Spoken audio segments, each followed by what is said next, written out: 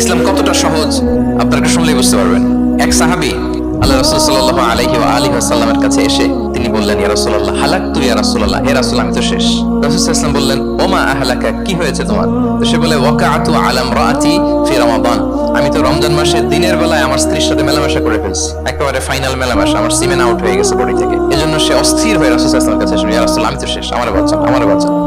সে যখন এসে বললো, ইয়া রাসূলুল্লাহ আমাকে বাঁচান, কি করবো আমি? রাসূল সাল্লাল্লাহু আলাইহি ওয়াসাল্লাম বললেন, আচ্ছা ঠিক আছে, তুমি এই কাজ করে ফেলছো, তোমার তো পেনাল্টি হয়েছে। তো পেনাল্টি কি?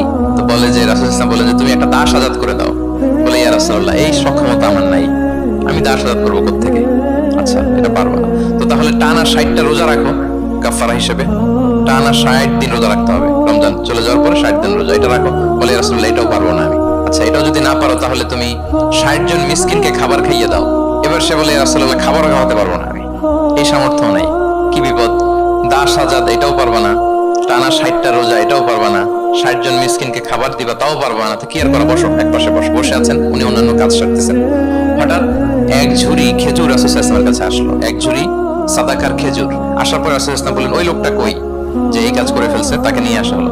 রাসূল সাল্লাল্লাহু আলাইহি ওয়াসাল্লাম বললেন, যাও, দাস আজাদ করতে পারবা না, 60টা রোজাও রাখতে পারবা না, 60 জন মিসকিনকে খাবারও দিতে পারবা না, তাহলে এক ঝুড়ি খেজুর আমার দরবারে আসছে, চ্যারিটির সাদাকার খেজুর, যাও এগুলো গরিবদের মাঝে বিতরণ করে দাও, তাসাদ্দাক বিহা ফিল মাদিনা, মদিনায় বিতরণ করে দাও।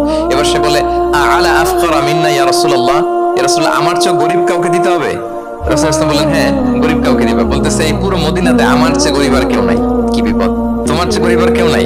বলতেছে, আমি সবচেয়ে মদিনায় গরিব। বলতেছে, তাহলে কি আর করবো, নিয়ে যাও বাসায়, তুমি আর তোমার ফ্যামিলির সবাই মিলে এটা খাও। চিন্তা করেন, আসছিল পেনাল্টি দিতে, নিয়ে গেল এক ঝুড়ি, কথা বোঝা নাই, নিয়ে গেল এক ঝুড়ি খেজুর। দেখেন what is the flexibility of Islam, Islam কতটা ফ্লেক্সিবল, মানুষের সুবিধা অসুবিধাকে ইসলাম কতটা গুরুত্ব দেয়।